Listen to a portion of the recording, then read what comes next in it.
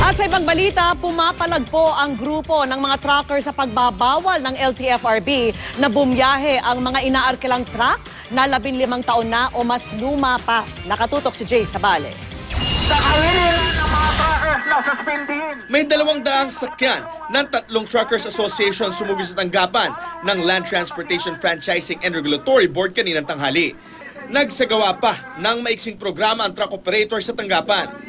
Sa dami ng sasakyan, nagdulot ng traffic ang caravan at program ng grupo sa East Avenue, Quezon City. Ang punto ng kanilang protesta, huwag ipatupad ng pagbabawal sa pagbiyahe ng mga inaarkila o for hire na truck na 15 taon o mas luma pa. Sana bigyan kami ng pagkakataon na mapagayakan namin kung saan namin dadalhin yung mga ipipace out na yun. Ayon sa truck associations, 300,000 ang rehistradong truck na nagbabiyahe ng produkto papasok at palabas sa Metro Manila. 80% raw rito, mahigit 15 taong gulang na.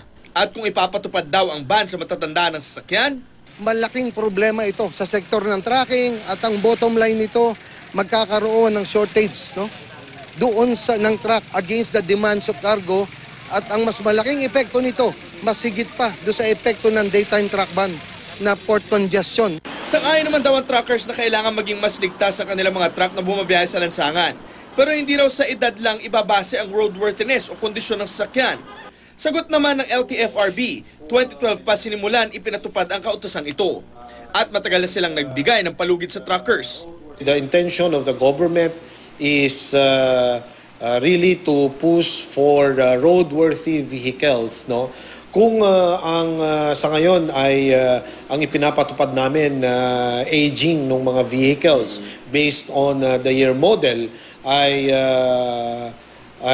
hindi pa talagang buo, no? Then we are open to discussion with them and to seek yung guidance din ng other government agencies like the DTI and the Land Transportation Office.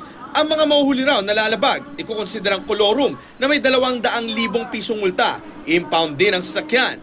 Kung paulit-ulit daw na mahuhuli, maaari raw kansilahin ang prangkisa. Jay Sabale, nakatutok, 24 oras.